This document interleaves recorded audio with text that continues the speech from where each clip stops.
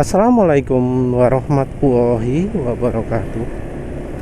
Kali ini penulis mau bahas soal oli sintetik ya. Perbedaan antara oli mineral dan sintetik. Jadi barusan ini penulis omong-omong,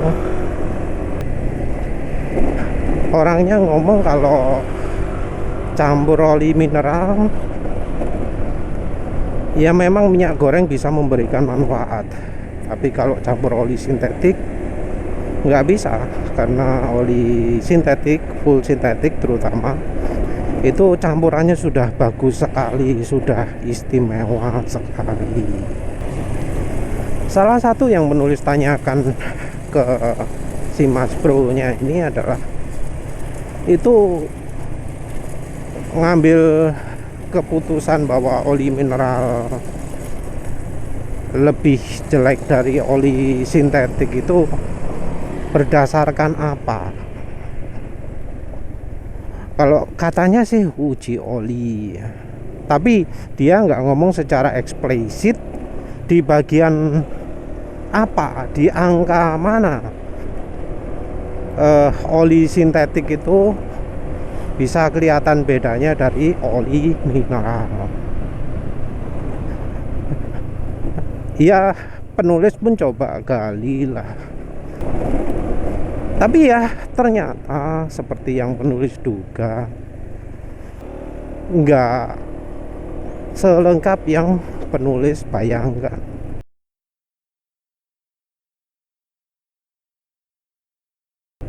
Ngomong oli mineral mudah menguap dan macam-macam, tapi di uji olinya tidak ada uji evaporation loss yang kelihatan loh ya. Nggak ada HTHS lah, karena uji shear stability itu sesuatu yang sulit ditemukan. Jadi di Indonesia penulis nggak tahu apakah ada yang melakukan uji shear stability. Terus oxidation test juga, oksidasi dari kandungannya, karena menilai oksidasi itu macam-macam, bukan dari hitamnya tapi dari kandungannya. Biasanya kalau untuk uji oli yang dites adalah kandungan molekul tertentu ya, sesuatu yang kalau diterapkan di pengujian minyak nabati jadi nggak valid, karena yang diukur adalah molekul. Oleh karena itu kalau uji oli ke lembaga-lembaga seperti itu ya, yang diperlukan itu sebenarnya bukan cuma satu sampling saja, tapi satu minim dua lah ya. Yang satu kondisi olinya ketika masih baru jres, yang kedua adalah kondisi oli dipakai. Jadi yang baru jres ini sebagai nilai awalnya lah untuk menentukan sifat oksidasi, karena sifatnya adalah membandingkan kualitas, membandingkan kandungan molekul. Jadi ketika oli dipakai itu molekulnya akan berubah. Nah, perubahan molekul ini yang dideteksi sebagai oksidasi. Tapi balik lagi ya, dari banyak data tersebut penulis nggak lihat ada data yang bisa membedakan oli mineral dan sintetik. Gak ono, belas gak ono. Jadi datanya ya seperti biasa, berupa data partikel. Perbedaan data satu dengan yang lain juga gimana ya, sulit ditunjukkan gitu. Mungkin cuma oh yang ini ada boronnya, oh yang ini nggak ada, oh yang ini ZDDP nya tinggi, oh yang ini ZDDP nya rendah. Jadi yang unsur membedakan kemampuan olinya sendiri, maksudnya bahan olinya sendiri, tidak ada. Yang dipakai acuan itu hanya apa ya, ausnya itu ya, jadi berapa banyak partikel besinya itu. Dan itu pun pemakaiannya beda-beda, kilometernya beda-beda, dan tentu kita tahu sendiri kalau kendaraan dipakai itu juga bakal beda lah antara musim hujan dengan musim panas misalnya ya, pasti beda kan, karena ya situasi suhunya minim beda, lalu lintasnya juga pasti beda. Karena perbedaan itu ya, walau olinya sama, hasil juga pasti bakal beda. Nah, oleh karena itu pun kalau untuk lembaga oli, nguji olinya nggak pakai uji partikel. Karena apa? Yang dicari adalah konsistensi. Hasil itu harus konsisten. Kalau hasilnya nggak konsisten, ya nggak layak dipakai data. Nah, dari data-datanya dia tidak ada ya ternyata perbedaan antara mineral dan sintetik. Dia sendiri juga ya nggak tahu lah bahan mineral dan sintetik itu apa, bahan oli yang ia rekomendasikan sebagai full sintetik itu sebenarnya bahannya apa. Dia yang nggak tahu lah, karena di situ juga nggak ada penjelasan dari bahan olinya. Yang ada adalah kandungan logam pada olinya, aditifnya, bukan dari bahan olinya. Jadi memang analisa seperti itu bisa untuk ngecek partikel, tapi analisa seperti itu juga tidak bisa menunjukkan bahan kandungan yang organiknya, yang cairannya. Cuma bisa ngecek padatan-padatannya saja. Sesuatu yang kalau misalnya diproses sampai habis hilang semua gitu, tinggal sisa abunya saja. Dia juga sudah mengandalkan asumsi ketika ngomong oli sintetik itu lebih baik dari mineral, karena dia sudah dia nggak bisa membedakan bahan dasar dari olinya. Perlu diketahui bahwa oli sintetik sekarang itu bahannya tidak seperti zaman dulu. Oli sintetik zaman dulu itu bahannya adalah PAO, diester, polyolester, PAG, silikon, dan seterusnya. Nah, kalau sekarang khusus untuk produk oli mesin kendaraan, sintetik itu bisa mengacu juga ke semua bahan oli yang diproses menggunakan proses teknologi modern.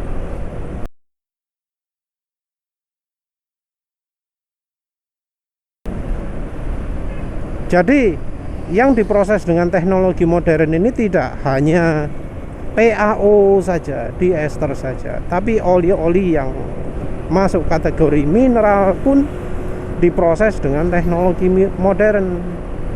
Jadi ada bro yang ngomong oli grup 2 pun ada yang diproses secara hydrocrack.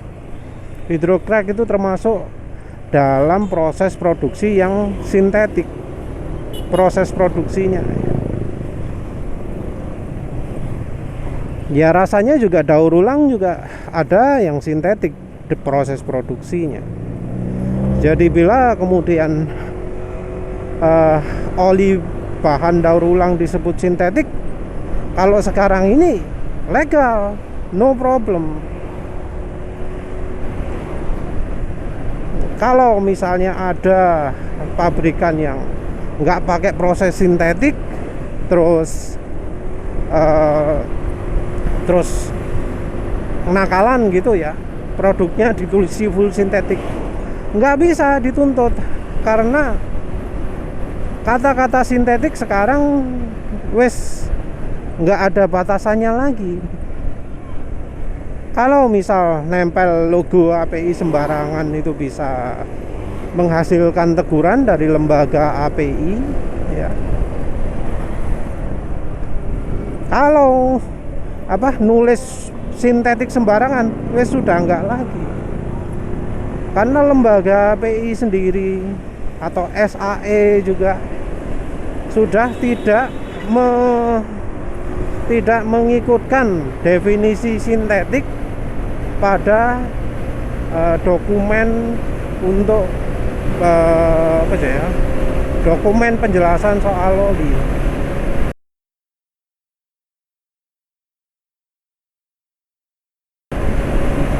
Jadi sudah nggak dijelaskan lagi, sudah hilang definisinya. Katanya kalau nggak salah tahun 94 dan 95 ya. Penulis sendiri penasaran sebelum tahun itu gimana sih definisi produk definisi sintetik itu di API ya. Dokumen API 1509. Sayangnya nggak nemu ya. Padahal ya menarik juga untuk tahu lah. Tahun segitu ya internet belum berkembang ya. Bisa jadi dokumennya belum diupload. Tapi asli penasaran gimana sih konten dokumen yang disebar oleh HPI. Balik lagi ya, dari hasil uji oli tersebut juga tidak ada pengujian oli dari produk yang sama, yang mineral versus sintetik. Jadi tidak pernah ada usaha untuk menguji perbedaan oli mineral dengan sintetik secara baku gitu ya, secara diniati, secara eksplisit. Jadi bisa disimpulkan bahwa ngomong oli full sintetik itu lebih baik itu cuma asumsi. Ini sudah pakai uji oli, padahal sebenarnya enggak. Padahal sebenarnya yang ia jelaskan itu cuma uji oli biasa yang tidak bisa menunjukkan bedanya oli mineral dan sintetik. Realitanya sendiri, penulis sudah coba beberapa oli full sintetik ya, gak beda jauh tuh. Oli kayak Unil Opal, kayak Eneos Molybdenum, ada BM1, ada apa mana ya, Bus, Sinexo, iya yang gitu-gitulah ya. Itu kalau dibandingkan dengan oli HDEO ya, oli HDEO itu kan pasti nggak bisa dibilang pasti ya, sorry, kebanyakan kan mineral, karena penulis belinya yang 15W40. Kalau yang full sintetik kan yang biasanya 5W30, HDEO 5W30, tapi penulis belinya yang HDEO 15W40.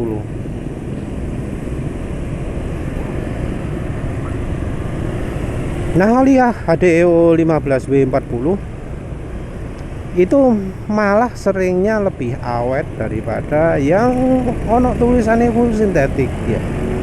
Walau kekentalannya 15W40, walau yang full sintetik ono tulisannya 10W50, kayak 5W50, kayak nyatanya seperti itu ya. Apalagi kayak full sintetik shell, sama saja, gak kerosok bedanya lah ya. Tapi penulis masih rencana mau nyoba oli shell apa jenenge sing larang ya. Tapi maaf, nabung dhisik ya. Yang terakhir sudahlah, penulis kan sudah nyoba Repsol MSR 3, Repsol Rider, Repsol Smarter MXR3 yang awal-awal loh ya, bukan yang setelah ganti bungkusnya. Repsol 3S, Repsol MXR3 yang awal-awal luar biasa itu. Sip. Bahannya awet banget, entah mengapa ya. Bisa tahan 800 km. Lumayan itu. Lumayan banget. Kalau untuk ukuran motor penulis ini itu sudah panjang sekali. Kalau dipakai di motor penulis yang lain itu ya paling bisa 6.000-an atau minim 5.000. Itu sudah oke. Itu mineral ya. Mineral. Tapi sayangnya setelah ganti kemasan kualitasnya turun. Entah mengapa turun drastis banget ya.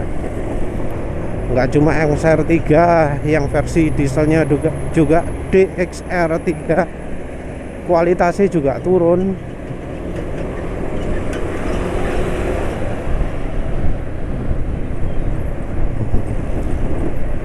Terus penulis coba Repsol Rider. Repsol Rider harga sebenarnya termasuk tinggi juga, kalau nggak salah 100.000 ya. Walau sekarang sudah di korting habis-habisan. Penulis ragu itu apa, lapai Repsol beneran ya, asli ragu ya. Walau spesialis Repsol tapi kok meragukan ya. Tapi ya wes lah. Penulis coba Repsol Rider, ternyata kualitasnya nggak begitu bagus ya. Repsol Rider malah ya sama seperti MXR3, kurang begitu bagus. Ya wes lah. Penulis pun niatkan beli Repsol Smarter. Wes terakhir lah. Karena yang versi mineral sudah pada jelek semua, penulis niati beli Repsol Smarter di lapak yang diklaim resmi, katanya resmi. Tapi ya penulis ragu lah. Ya wes, beli Smarter, penulis coba, wah mengecewakan ya, mengecewakan sekali. Bahkan sampai terjadi mesin penulis ini oblak ya, terutama di bagian bawah, mbuh opo lah. Mungkin ya noken as atau malah mungkin crankshaft ya, nggak tahu. Tapi kasare oblake di bagian depan bawah ya, bukan dari silindernya yang jelas.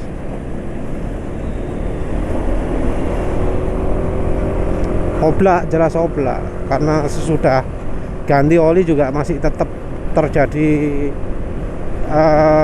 kelotakan yang sama ya.